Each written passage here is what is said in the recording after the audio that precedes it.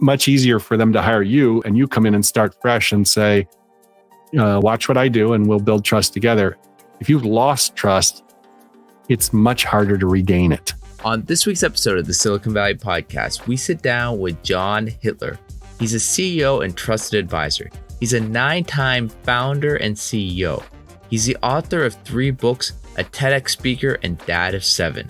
On this week's episode, we talk about what separates the most elite CEOs from everyone else. How does sleep impact decision-making? What are the skills that scammers seem to have? When does a company find product market fit? And much more. All right, this episode I know you're going to enjoy, so let's start this week's episode of the Silicon Valley Podcast.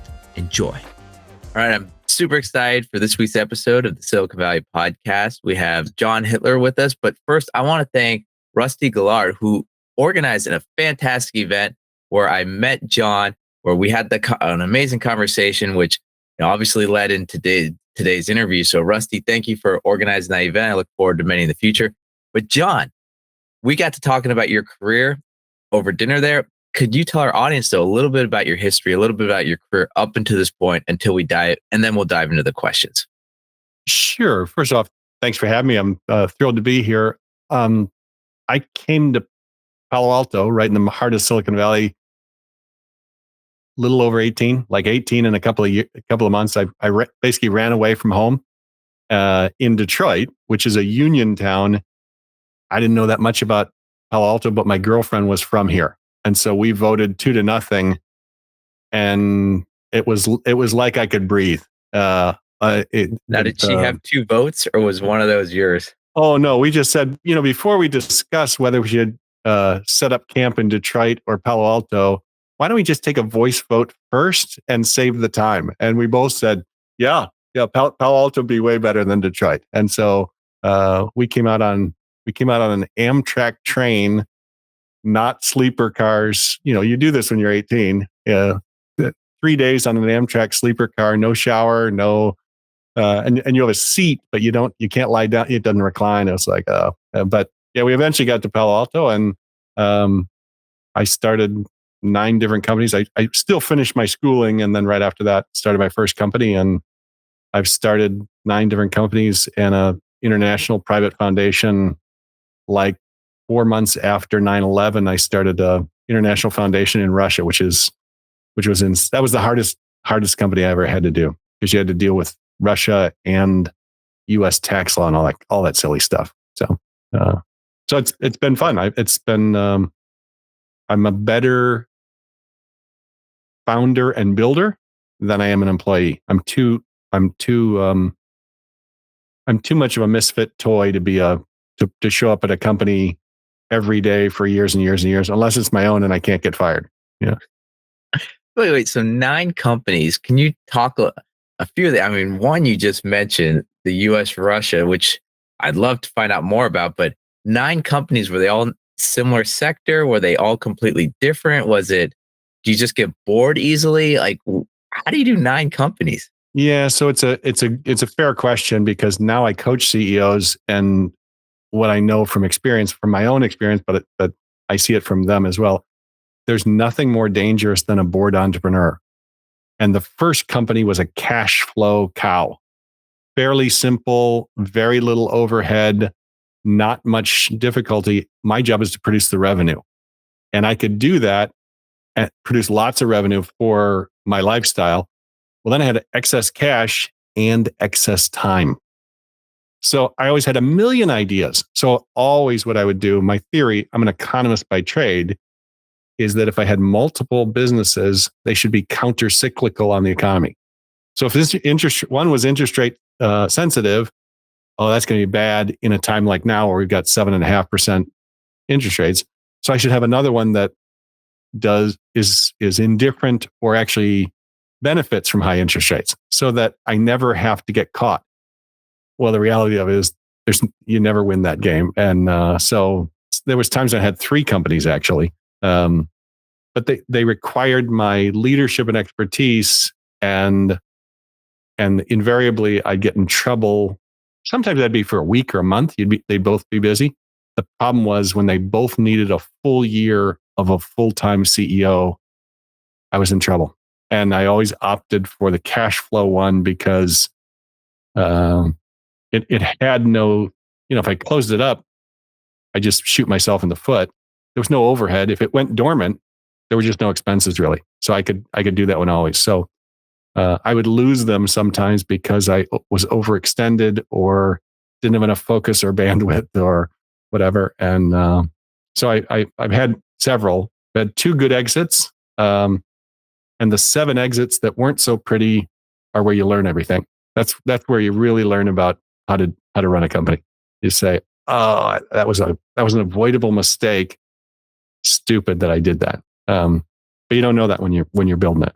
All right. So I got a lot of questions right there. One, what are your thoughts when you hear all those entrepreneurs out there? They go, well, Elon Musk has all these companies, so can I. And then I'm also curious about those 7 companies that closed shop. What were some of the lessons that you learned from them? What were some of the challenges that you tried to overcome, or the lessons taken away? Probably the biggest lesson I learned across a lot of them was that business and you can extend that to life is not fair. So, for instance, one of the things, I had a partner, and I have to be careful how I produce it or say it, but we were importing, is the polite word. I'll put that in quotes. We were importing technology from a former Soviet republic when the Soviet Union fell apart. They went bankrupt. Doesn't mean they didn't have their own version of NASA, their own National Institute of Health, all that stuff. And they had tons of technology just like we did. And they had technology that we did not have and or did not allow. So they would give it to us. We would bring it back to the United States, build a prototype, and then find a US company that wanted to market or license it. And then we'd send the money back to them. Great business, except some of the best things they had were in the medical or medical device or medical treatment. For instance, they had a series of ceramic coated lights that could cure cancer. Oh, well, the way they did it was simple. Instead of injecting you with poison like we do, we call it chemo, but you inject it with poison. They could control the exact length of a light wave coming out of just a $10 light bulb that you'd buy at the store. They could coat it with a ceramic and then make sure that the light wave was just this long, like let's say an inch. And that would dehydrate or neuter the cancer cell's ability to split, but it wouldn't touch the healthy cells. What a great thing. What a great thing for humanity. Of course, everybody wants that, unless you're GE Medical. And then you're a threat to them. So what I realized is, well, why would they bother us? They don't have this. If they want to partner with us, we'll talk to them. What they would do instead, they've got an army of lawyers. They'd bring nuisance lawsuits banking on the fact that we don't have millions of dollars to defend ourselves against them. And so the technology doesn't go forward because we can't afford to defend ourselves against their salaried, they're paying $10 million a year just on retainer to a huge group of attorneys whose job it is to shut people like us down so they can keep selling their version of what we had. I didn't like that. And I'm an optimistic person and my thinking was, it benefits humanity. Who's going to be against this? Well, whoever loses, it gets to market. So a couple of them, I just got blindsided that way. And it was my own worldview, if you will, that, if it's good for you and it's good for me and it's good for everybody on both of our streets, why would we not move forward with this? So I'd move forward with it and just get steamrolled because you're up against companies that stand to lose billions if it gets to market. It would have taken us a while to get to market. I was willing to raise the money to do that, patents and all that stuff, and FDA. But I couldn't raise a war chest for legal stuff. So you end up going under. And, those were slow, painful deaths. And I lost a lot of money on those because I was just naive to think that there would be no corporate threats. Okay, so question on that one. When you hear these very early stage companies going, "Oh, we're in stealth mode. We're getting our patents issued. We can't tell anyone." Do you ever think back to, that example right there, going, "Yeah, patents are great, but if you don't have a war chest, it's not really much you can do." We did get patents, and they just challenged the patents. Well, it doesn't mean that we wouldn't have won, but it meant we had to defend ourselves, and you can't defend yourselves in a IP lawsuit if you don't understand. You have to be a specialist and you have to be an attorney, which means we have to hire it out at what in today's prices, $1,000 an hour, $1,250 an hour times 3 years. Yeah, there was no way. So I'm always you'll hear it a lot in Silicon Valley. You'll hear we've got 100 great customers. We've got product market fit. And for me, it's the same head fake. You think 100 isn't enough to know that. Because chances are those started with your best customers or your best prospects. They're the easiest to, how about the people? Now, how do you sell to everybody or a larger market? That's the 2024 version of, yeah, we got a patent, we're protected. We got product market fit. Do you? Do you really have product market fit? Or are you going to try to spend a ton of money turning that into what you think is a company when you might not have it? I'm always skeptical about that. Maybe in the same way that you're asking about the patents. Patents are a level of protection, but they're not a force field. That's for sure. Well, diving deeper on that, when would a company, in your mind, and I'm sure every company and sector is different, but if they were to come to you and say, "Hey, we have product market fit," what would your questions be to them to see if they've passed that threshold for you? Yeah, that's a great question, because usually people don't ask it; they declare it. They don't say, "Do you think we're there?" They say, "We got it," because it's hard to get to and it's a lot of work, and you can't do the real fun stuff until you're sure about that. The question I ask, and I learned this from VCs in Silicon Valley, is how many iterations of the product did you go to get to it? Because if they're on their first iteration, I can almost guarantee they don't have it. And every founder in Silicon Valley will tell you what we started out with and what we ended up with. Sometimes they're unrecognizable, but it's just rare that you get product market fit on your first iteration. And that's what's in my book. That's what Series A is about. Series A is about, you should have your product market fit. To do that, you shouldn't be, you should stay small and lean, and you should be figuring out what your product is. And Series B is to then grow it out. And what people do is they rush to declare product market fit, and then start spending Series A money when maybe they don't have it. And that kills them, absolutely kills them in additional rounds. Because now what are you going to get your second round with? You're still struggling with product market fit because you had a mirage. You thought you had it, and it was a mirage. And you go, that's very, very common, and it actually should be expected. And the board or the VCs or the CEO should say, I'm not trusting it. If you think 100 is enough, then we should do 1,000. Because if 100 is product market fit, we should be able to find 1,000 really quickly. And the truth is, they can't find 1,000. The first 100 they got, and getting to 1,000 isn't still a very big number, but you should be able to get there quickly, and they can't do it. And that's proof positive that they really didn't have it. They had a niche product that 100 people liked. It's different. That's not product market fit. That's interesting to think about. If they got product market fit with the first 100, then the investors going, okay, just scale it real quick right now. Should be easy. Yeah. And then, because I already, the pushback is going to be, yeah, we want it, but we just need your capital. Exactly. We need a lot of money now to scale this thing. Okay, you're going to bet on 100? That's your Sample size, that's too small. It's too small. No. But usually the trick, the hidden part is which iteration are you on?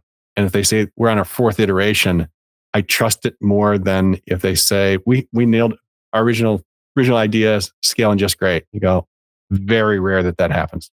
The genesis of the idea can stay the same, but the end look should be different if you've done any kind of testing in the marketplace or money talks. People aren't going to buy some that they have doubts about. So you need a second iteration or a third. You need a lot of work with your potential customers to make sure that's right, and that rarely happens that you get it first time. It's just it's statistically it's improbable. When asking about the innovations that have been done, do you ask for details from, tell me about that first, second, third, fourth iteration and, the substantial changes and why you made those? Or is it just, oh, you made 4 iterations? Okay, we'll check that box. Yep. There's a couple things because I don't normally, when I'm coaching with CEOs, because oftentimes if they're in the product market fit stage, a lot of those calls with customers or visits on site or whatnot are with the CEO because they don't have the big team. They're still small enough and nimble. Great. I always ask, how many people did you include? Are you getting full price for the product, or do you have to how are they paying for it? Are they willing to pay? What's a lot of them are metrics. Is there any margin on that? Why would you want to scale a product where there's very little profit margin, enough to feed you and your band of in the garage, but not enough to feed a whole company? There's a lot of things that'll factor into it, but I dig into metrics with them. And sometimes they'll say, well, would you like to be on a call with us with one of our customers? That's super helpful for me to get a sense of what the customers are asking or concerned about. I don't normally do that unless the CEO asks, but that's where it's going to come from. Really, what are the customers saying? Are they also referring I'll call it your prototype? If they're referring it, it's a good sign. And other people are saying, this is the coolest thing I've ever seen, you're closer. But oftentimes it's not that. It's they found their first 100 early adopters, and there's not enough market there. Not great. Not great. John, I don't think at the beginning when we talked about your background, you mentioned being currently a CEO coach. Do you want to talk a little bit about that before we go back to some other questions? Sure. I kind of stumbled into that. I was asked to come into a coaching firm that was coming to the United States from the UK. It was an Australian firm coming to the UK first, and their big prize was to go to the US market to do coaching. They wanted to cut their teeth in smaller, less risky markets. Fair enough. So they came to the United States, recruited a bunch of, I'll call them seasoned business leaders, thinking that the market will be connected to people with a good network. And they didn't want me to coach. They wanted me to produce revenue. So they said, we'd like you to come on as an equity partner, buy in, and head up revenue. And I said, sure. I had been coaching on contract. So the idea of selling didn't bother me. I'd been coaching on contract. And as it turned out, it was a fraudulent deal. Within a month of 10 US brand new partners, we all knew each other for about 6 months, and we did what they called matching. It was the day that everybody puts their money in. We all put it on the same day, went out for dinner, and within a week, it was all gone. It was all shipped off to shell corporations that were connected to the handful of guys from Australia and London. I was the only one that sued and said, yes, blatant fraud. And I left. By then I had booked a big coaching gig, And there was no way in heck I was going to leave it with them to coach my gig. So I took the two best coaches who I had met in the first 6 months, and the three of us started my current company, and we coached that gig, and that's how we launched. So it was that's kind of like, that's a straight path for me. For most people, go, how the heck did you get what? But that's what it looks like when you're a misfit toy, and I'm kind of a misfit toy that way. You don't have a business plan like a Harvard or a Stanford business plan. You don't have any of that. You set out on an idea and you say, yeah, what could possibly go wrong is more my mentality. And so the two of us said, we've got a contract. There's plenty of revenue there for a couple of years. Yeah, why don't we just, we all three of us have lost our money. If we get it back, it'll be lucky, but it's clearly fraud. Let's just go do our own thing. And that's how we started the company. And so I still coach with one of the guys. We have our own firm now because he needed to be in Miami for family reasons. And so I'm on the West Coast, he's on the East Coast, run our own separate firms. And then on the road, we work together because it's hard to work on the road by yourself. You needed a partner. So he and I still are best friends. And the third guy passed away of cancer 6 or 7 years ago. So, but yeah, it was, I shouldn't have been in the coaching business. And once I got into it, not only did I love it, it was a perfect fit. I mean, absolutely key in a keyhole fit for what I called my genius talent. We have a theory and a methodology to find the talent you hold that's of genius level that no one else on the planet holds. If we either gave you a trunk load of cash and said, just tell us what it is, we'll give you all the cash, or put a gun to your head and say, tell us what it is, or we'll shoot you in the head, most people go, I don't know. I wish I knew that. Figuring that out and then getting rid of everything else is super valuable. And this coaching was the absolutely perfect fit for my genius talent. So that's why I stayed in that one. I wish I had known it 30 years earlier, because I would have not gone into some of the businesses. Not that they were bad businesses, but my role in those businesses wasn't needed, or it wasn't a good fit. It wouldn't have been a good fit. So maybe I would have invested in them, but I wouldn't have come on as a full-time CEO. I just wouldn't have done it. No, that's fine. Were there any times when they were recruiting the 10 investors that there was that gut feeling of, hey, there's something not right here? Yeah. So my partner in Miami was a former $1 million a year SEC attorney. And I asked, and so the way this firm worked out that came to the US is, look, wouldn't it be nice to do business on a handshake like people used to? That's what we want. You guys are seasoned. You guys trust your gut. You guys know. Perfect. I mean, the number one quality, I'll ask you, what's the number one quality a con man absolutely has to have? Rapport. Building rapport. Likability or rapport, right? Because you don't get conned by a jerk. You just walk away. So they were charming. They had the English accent. They wanted to make a big splash, all this stuff. But the one thing, the guy that passed away, the partner that passed away, never put the money in.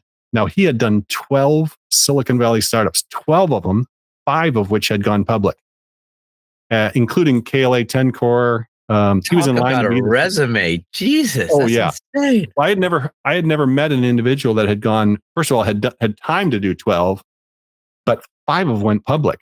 And 5 times he retired, and 5 times his wife kicked him out after about 18 months and said, you're too much trouble around the house, go back to work. And he loved it. But he was to the point where he said, I just don't want to do another one. And so this was his last chapter was coaching. It was a perfect fit for him. He was the only one that said, these guys said, well, we don't have any financials yet because we're too new. And he said, but you've been here for 2 years testing the waters. You got to have something. Show us the books, show us something. And they wouldn't show us anything. And they said, on a handshake, let's just say you guys are going to be the ones that are going to build the business. Well, that's when I knew we were sunk. As soon as the money was in and gone, which was just a matter of weeks, like less than 30 days, then I went with one of the English guys to the accountant's office because we had to pick something up. And it was the subpoenas from the IRS. They hadn't paid back taxes in 3 years. They had been around for 3 years and they had produced revenue. They just didn't they weren't from the US and they didn't know how to do it. So instead of wasting time with that, they just kept going. So we had back taxes and penalties and interest. And I'm going, so not only do we not have any cash, but you guys lied to us. You said we don't have any taxes. They didn't, which was theoretically that's true because they had never filed them. And the other guy said, the guy who passed away, the third partner said, you show me audited financials and I'm happy to consider the investment. Without audited financials, I won't touch it with a 10-foot pole. Now that's the guy that's worth a gazillion. He was smart enough to say, no such thing as no financials. You at least have bank statements. You could show us bank statements and at least say there's some money going through or whatnot. They weren't willing to do that. And then afterwards, it was obvious that the guys who conned us knew they had tax problems. Those didn't start and they hadn't filed anything for 3 years. So that's when I knew we were sunk. I knew, and by then I had already brought in this contractor. I was in the process of bringing it in. It didn't take me very long to say, I'm out of here. You guys aren't worth, my money's gone. I knew it was gone. I immediately put pressure on them to give it to me back, but they didn't have any. They had sent it. It was a bunch of shell corporations, and there were 4 or 5 guys that were connected to the shell corporation, and that was the con. And so they did this in several countries. They did it in Dubai. They did it in some Caribbean, one of those Caribbean havens for bad money. They did it there. Every place they did it, they had complaints from everybody. They did the exact same thing. Well, but you knew, want to be on a podcast, it'd be an interesting episode. So not joking. Oh yeah, well, it's one of them, the head of them finally did get convicted in the UK. I don't think he got convicted in the US, but he got convicted in the UK for the equivalent of mail fraud or basically false. Like it was SEC sort of stuff. It would be SEC for us. I don't know what it's called in the UK, but they finally had enough to nail him. Because he was British, so they nailed him. So. Did you have any in the 9 companies? Was there any other situation stories like this where you guys were just absolutely taken advantage of? No. I mentioned earlier my tendency, and this is an entrepreneurial tendency in a lot, is to be optimistic. Because the truth is, if you do it from a statistical analysis or a logical thing, you say 1 out of 100 makes it to this, 1 out of 1,000 makes it to this, and 1 out of 1,000,000 makes it to unicorn. Whatever. I don't know if those are right. You're crazy to quit your job as a middle manager at Google and to take over as a first-time CEO at 36 with 2 little kids, cut your salary in half, and hope that it's going to work out. People do it all the time, though. And they have to have a level of optimism to do it, because otherwise you just say, or your spouse would say, this doesn't make any sense. You should just stay and grind it out at $450 a year at Google, not take 200 as a first-time CEO, and we're going to starve to death. But entrepreneurs are inherently optimistic, and I am too. I'm not an idiot. Like, I don't miss everything, but my risk tolerance is also high. So the difference between someone with I've got a 10 risk tolerance on 1 to 10. It's not that I'm a risk junkie. People who have a 10 risk tolerance just don't see things as risky. And so the way my coach and my kids say it too is they'll give me a hard time. They say, yeah, I got it, Dad. What could possibly go wrong? Because that's the way I see it. I go, what could possibly go wrong with a medical device company that's going to cure cancer? Yeah. I mean, who's going to be opposed to that? Oh, a whole bunch is going to threaten because I don't think that way. I'm thinking, oh, that's small-minded. Yes, there are small-minded people in the world because they got billions at stake. They're going to come after you with guns and knives. So it wasn't so much, it's more of a blind spot or a way of being that wasn't going to work. And unless you can figure that out and have someone, that was the great thing about the partnership with the 2 coaching guys. The one guy, the pragmatic guy who didn't invest with the con men, he was great for me because he wouldn't say, what do you think? He would say, we're not doing that. I would say, hey, I just got something. We're gonna coach circus animals now. And he'd say, no, we're not doing that. I know you like circus animals. We are not coaching circus animals because they're not going to pay us. I go, oh, I'm sure it will work out. And he'd say, we're not doing that. He would just tell me. And that was great for me because he kept me out of trouble. And it wasn't like I was trying to get in trouble. I'm just optimistic enough to say, what could possibly go wrong? I love the dynamics there. And I mean, that goes to the whole complement of find that co-founder or that. Do you ever sit down with people and because a lot of the times it's if you're an engineer, find the salesperson, or that's how they match it up. Yep. Do you ever talk to them? Product and sales or product and marketing. Yeah. You're risky. He's pragmatic. That's a better match. Or how do you sit down and have conversations with founders or people you coach? And I'm also I got so many questions. Just go on. Yeah. Oh, ask them. It's an interesting question because normally founders come together because they were best buddies at university, or they both had an idea, or I called you and said, Sean, I got this idea and I know you know something about this. Do you want to go in on this side deal with me? And we'll kind of do it and see where it goes. They happen more organically than they do, oh, you got a high risk tolerance and I'm a pragmatist.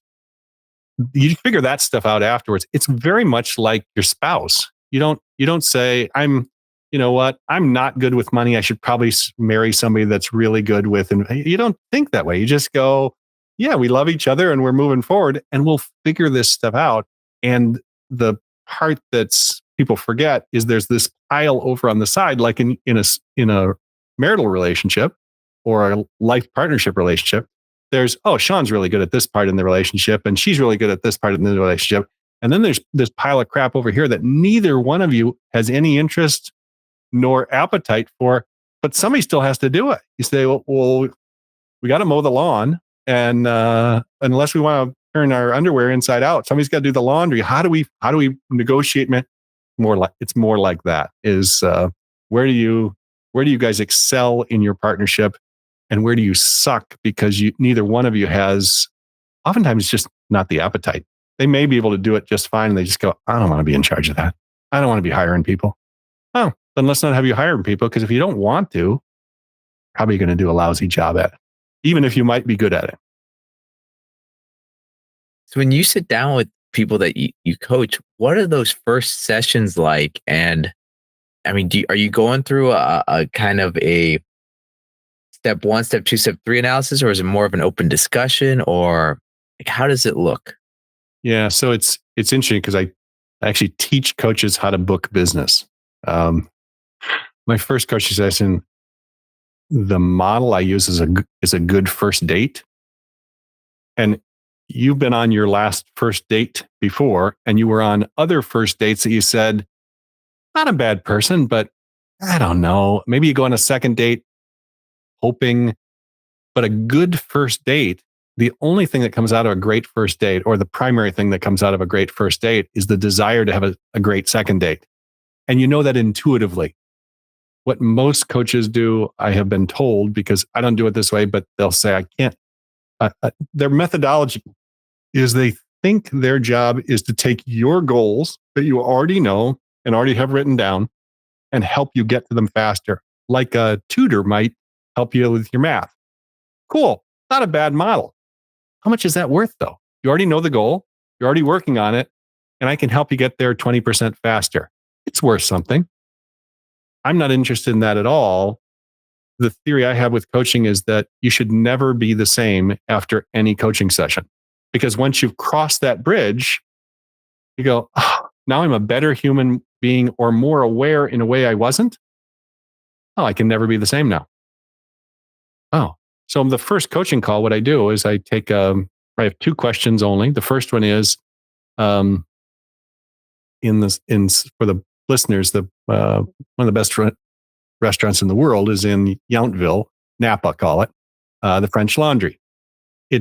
You're lucky to get out of there for $12.50 a plate, and it's worth every penny. I've been there 4 times. It's unbelievable. It's a 9-course menu. The service is great. The food is unbelievable. They got a world-class wine cellar.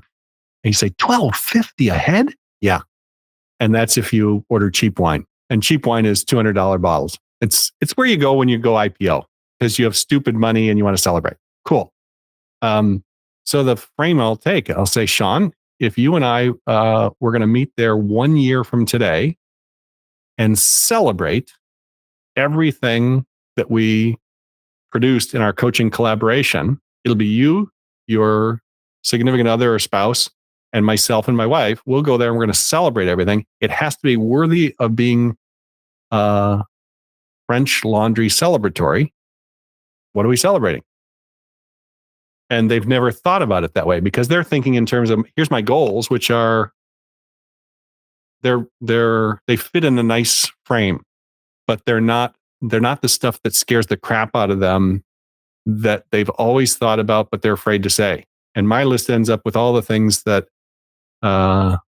they would be willing to pay, for 4 of us, call it $5,000 for a dinner out. And I'll kid them. They'll say, well, I'd like to lose 10 pounds. And I say, good, that belongs at Applebee's. We're going to celebrate that at Applebee's. That's not a French Laundry thing. That's 10 pounds. No. What do you really want? And they'll say, I want a 6-pack. A 6-pack goes on the list because a 6-pack is different than losing 10 pounds. 10 pounds is like everybody wants to lose 10 pounds. But you haven't had a 6. When was the last time you had a 6-pack? And they'll say, I haven't had one since high school. I say, good, that one goes on the list. Because you're still going to do the work.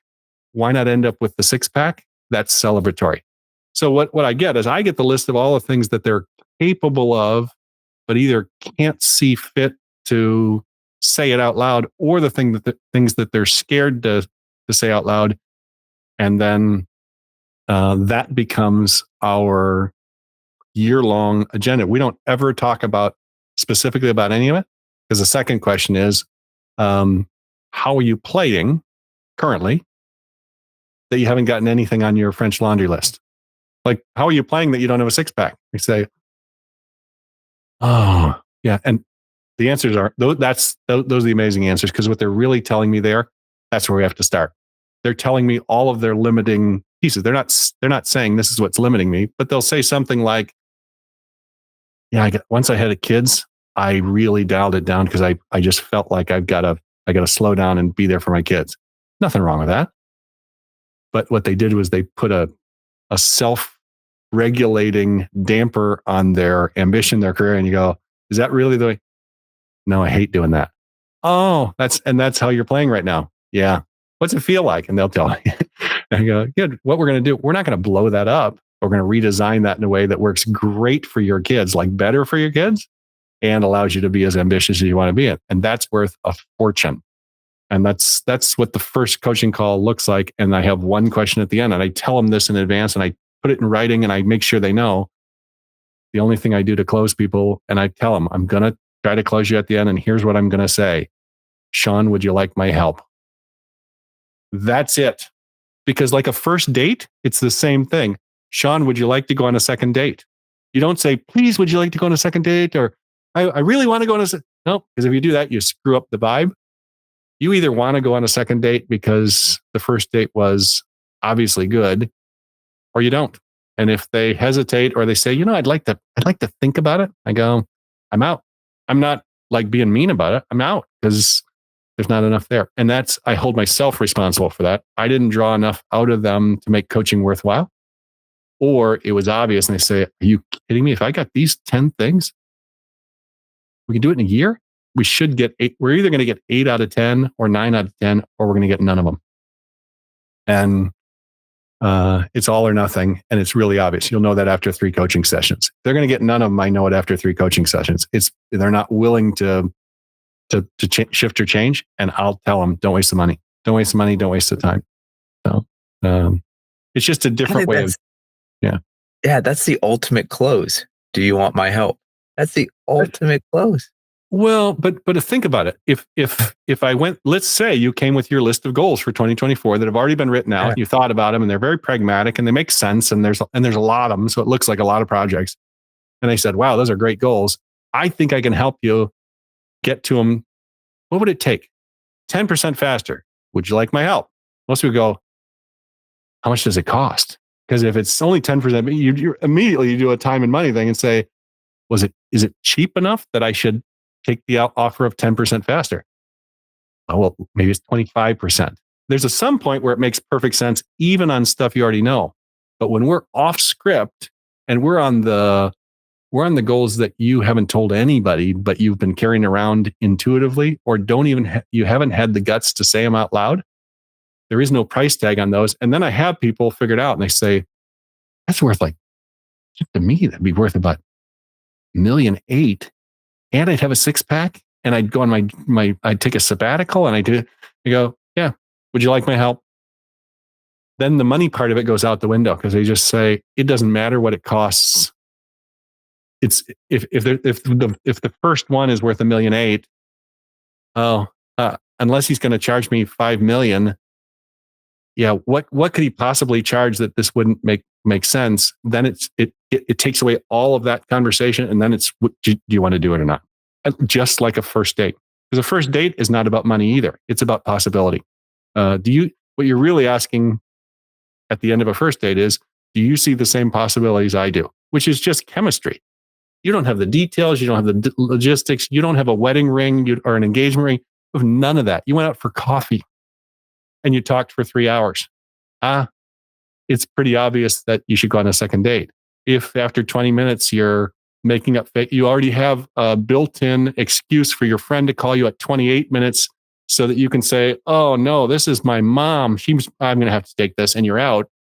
I know a lot of people that did that when they were first dating. They said, their friend would do it to get them. They were their out pitch because they don't know. And so if it was really going bad, it got you out of the date. Well, a great first date, like a great first coaching session, should hold great possibility. And most of the time, they do. So say the first date goes well. You've gotten to work with some incredible top echelon of CEOs over your time. I don't need to name names, but the people that you've coached that are at that elite level, have you seen any traits or characteristics that they possess that the average person walking the streets may be lacking or may not have or may not focus on? Is there anything that you sit down with someone you instantly know, okay, this person is a few steps above the average person? Yeah, that's an absolutely phenomenal question because it separates, I think, 95% of the people from the 5% that are doing things differently. The phrase I use is ambitiously unsatisfied. There's a lot of people that are unsatisfied in life. And I'm unsatisfied because, gosh darn it, you got a new car and I didn't. Well, that's not healthy. There's a lot for the people that are constantly better. Think of an athlete. An all-star athlete has incredible talent, just like anybody in that pro sport. You take basketball, let's say. So in the NBA, everybody's super talented. There's only 200 guys in the NBA. But the ones that separate themselves are the ones that are never satisfied with their performance last night. Even if they had their best game of the season, there's still always more, and they're ambitious about it. They're not depressed about it. So the ambition piece is aspirational, and the unsatisfied is I never rest. And it's not that they wear themselves out. It's just that they're always willing to become better. And you look at some all pros and you think, as soon as they signed that big contract, they started coasting. You see it all the time because they took the money. They didn't do the off-season stuff as much. They figured they were better than they really were, so they could just show up. Nope. And you look at other people that, Kobe was the ultimate. At 39, he was still waking up every morning at 5 a.m., even on the road, and he'd do weight training and then work in the gym by himself on shooting for an hour. He was in the gym 2 hours every day, not including practice, 365 days a year, because he had this ambitious dissatisfaction. He could still get better at 39. It's hard to teach. And it's, I would say maybe 5% of the world has it. And not surprisingly, I would correlate that 5% with those are the people kicking and moving. They're making things happen in any field. Now, with that, one thing that has come up on this podcast several times is the mental wellness of founders and entrepreneurs, pushing themselves beyond limits, having those breaking points. How does mental wellness play into this, to the people that you've had the opportunity to work with? Yeah, it's an epidemic. Not in the way that social media does it, but it's there's multiple things that go into it. What I find the one common denominator is people convince themselves out of necessity that they can, quote, train their body to live on fill in the blank hours of sleep. I hear that from almost all new candidates because I'll talk to them about how you take care of your body. Here's the theory. Let's say you're sleep deprived over time and you're at some level unconscious of the fact that you're becoming a zombie. I mean, you do this when you have little kids, like when they're first born. For 90 days, you're a blur because you're not sleeping right because the baby's up all the time. Fine, you can do that short periods of time, but you cannot train your body to work sleep deprived over years and years and years without missing something. So the thing I'll focus on mostly is the symptom I'll look at, but it's got 1,000 causes, is sleep. How is your sleep? Because CEOs, by nature of the stress, if you're running out of money, you're not sleeping at 2 a.m. Not every day, but it's keeping you awake at night. If you can't make payroll in 6 weeks and you got no money coming in the door, you are not sleeping. There's enough that drives them. The hours are tough, but what happens when your sleep is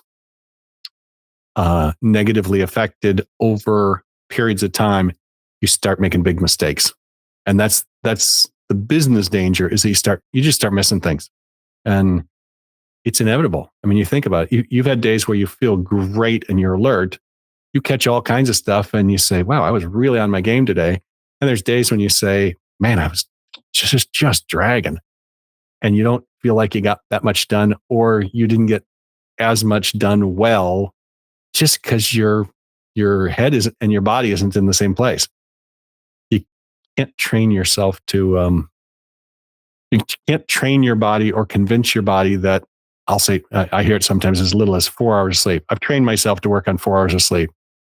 Your body's not trainable that way. Physiologically, the human being doesn't work like that. You're going to make mistakes, and you're going to get in trouble. We do it from a performance metric, but also from a quality of life metric. If you're only sleeping 4 hours a night, guess what? No way you're working out. There's no way you're working out with 4 hours of sleep. It also means you're working weird hours. What 4 hours are you sleeping? Probably from 1 until 5. Wow. That's too late to go to bed recurrently, and it's too early to get up in the morning if those are your start and stop. Either one is a warning point. So we'll play with that, because what's causing that? They'll convince themselves that they've got, in my words, shit to do. You'll never not. You've always got a long list of that. That means they're not prioritizing. They're not making good decisions. It's not that they're not making good decisions. They're not focusing on what they need to focus on. They're stretched too thin. There's 100 reasons why, but that's where I'll start with them is where are they on sleep? Because once their sleep improves, guess what? They've also mysteriously gained 25 pounds, male or female. They all say the same thing: is, yeah, since I became CEO. Well, you're on the road. You're eating in airports. You're not sleeping. Your body doesn't metabolize food as well. You're probably more alcohol because you're entertaining clients. Times 2.5 years, yeah, you're going to gain 25 pounds mysteriously. No, none of that bodes well. What are some misconceptions that the average everyday person has with these elite CEOs? I'll tell you the one that I hear, but of course I don't hear it from the CEOs. I hear it when I speak at groups without they might have CEOs, but it's a mixed group. Is that somehow you're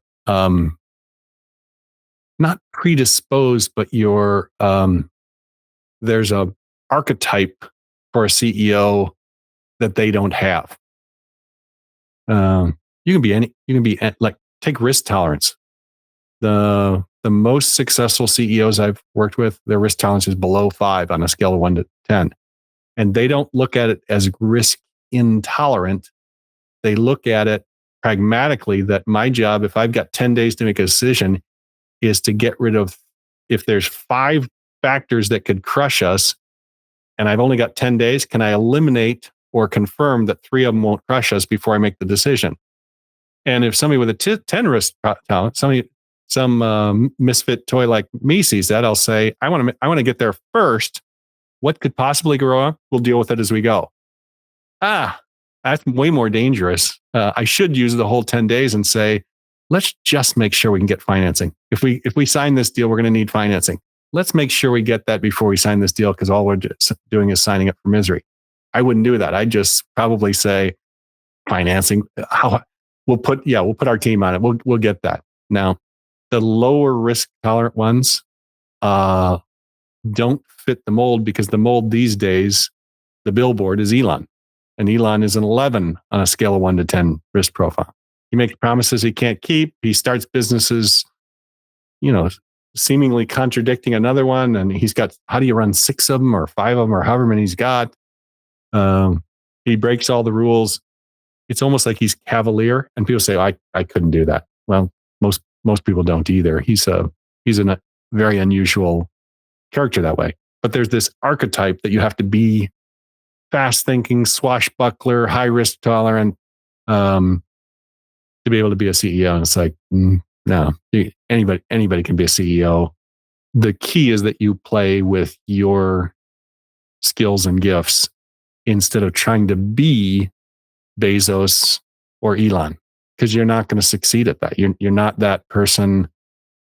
It's not that you're better or worse. You're better in other ways, but you're trying to copy. It'd be like you and I taking ballerina lessons.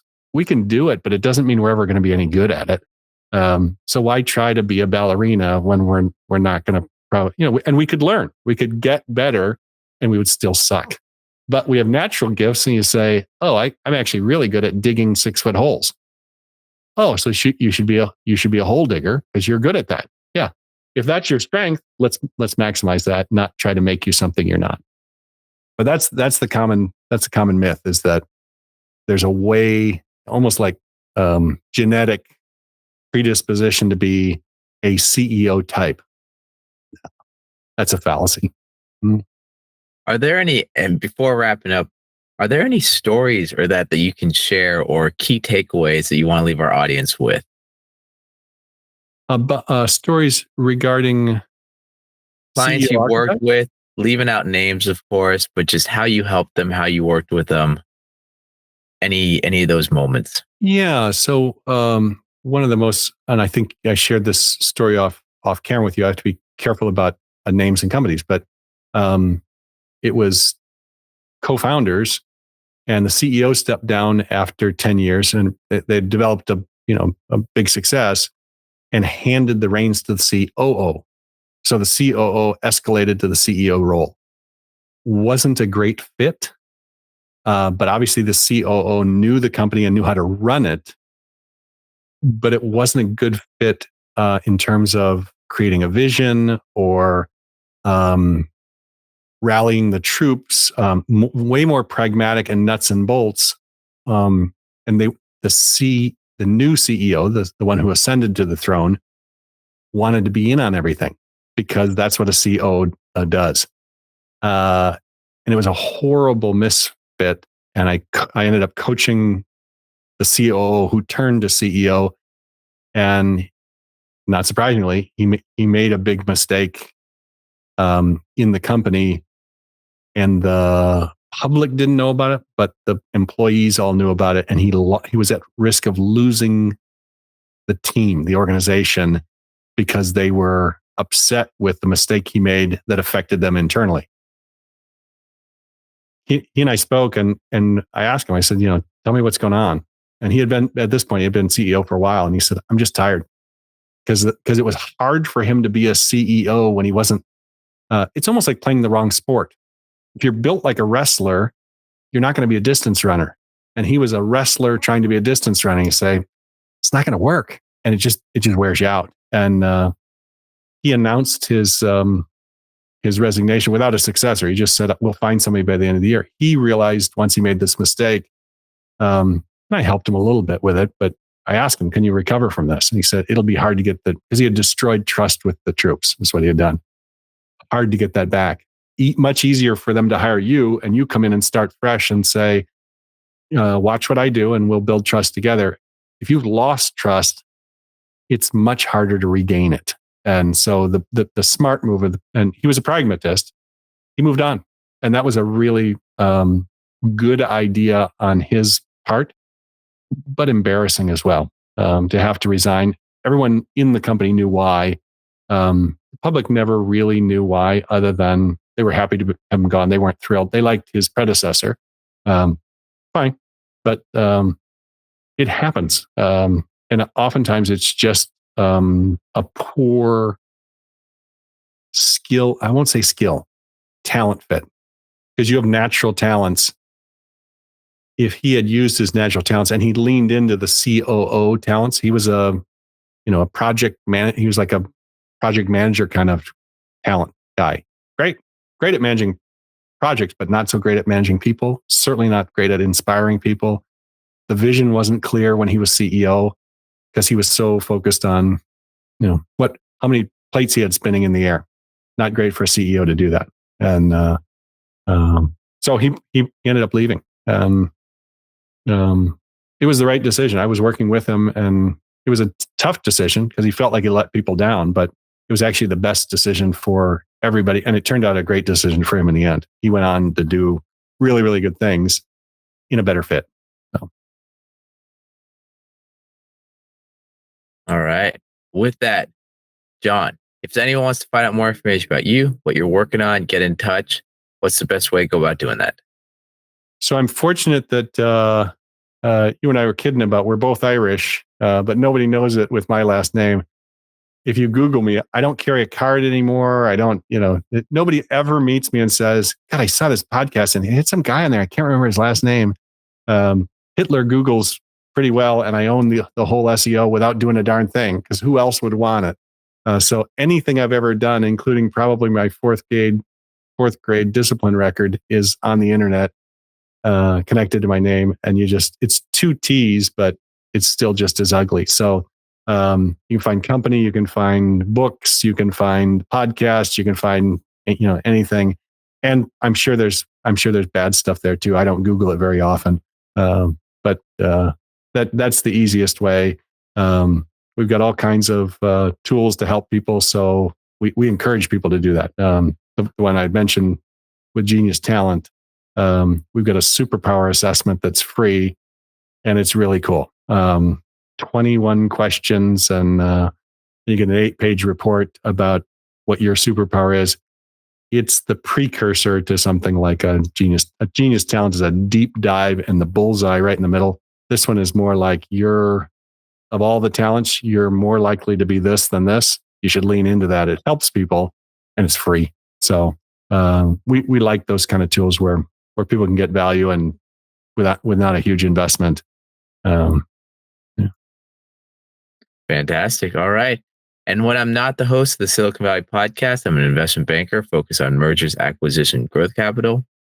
Connect with me on LinkedIn at Sean Flynn.